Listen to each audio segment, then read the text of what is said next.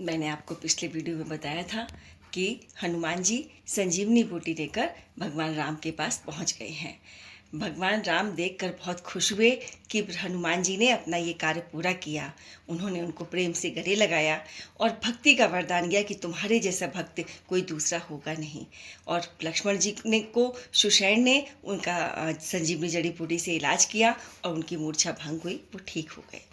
उधर जब रावण ने ये बात सुनी तो रावण को बहुत क्रोध आया कि ये ठीक हो गया।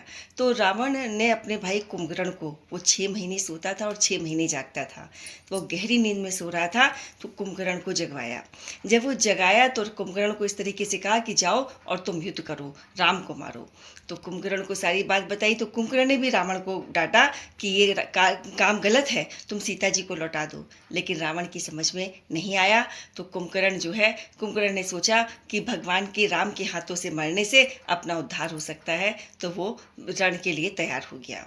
आया विभीषण को पता चला कि कुंभकर्ण लड़ाई करने के लिए आ रहे हैं, तो विभीषण आए, कुंभकर्ण के पास आए, कुंभकर्ण को चरण स्पर्श करके बोले कि फिर भाई को अपनी सारी बातें बताई कि कैसे रावण ने उसको वहाँ से अपने महल से निकाल दिया था और उसका अपमान किया था। तब वो जाकर राम की शरण में आ गया था।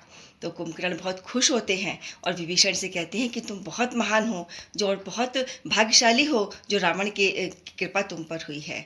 फिर वो युद्ध के लिए आगे बढ़ता है। बहुत बलशाली था, कितने वानरों को सबको ऐसे ही पकड़ता है और खा जाता है, कितने वानरों को घायल करता है, सबको, अंगद, हनुमान, बाली, सुग्रीव, सबको अपने बाहों में दबा करके सबको मूर्छित कर दिया। तब ये सब सुनते हैं तो लक्ष्मण को भी मूर्छित कर देते हैं। तो भगवान राम आगे आते हैं। राम अपने धनुष बाणों से ऐसे चलाते कि हजारों सर्पों को तीर चलाते हैं, तो वो जो हजारों नाग चल के उसको बांध लेते हैं। लेकिन वो इतना बलशाली था तो अपने हाथों से पहाड़ों को उठाता है और फेंकता है, तो भगवान पहले उसकी भुजाएं काट देते हैं।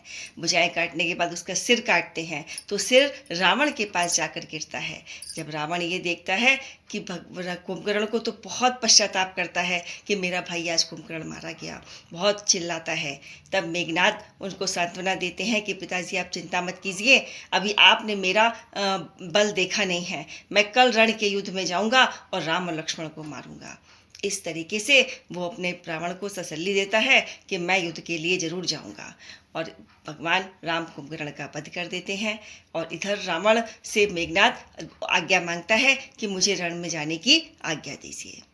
इसके आगे की कथा मैं आपको नेक्स्ट वीडियो में बताऊंगी। सभी को जय सिया राम जी।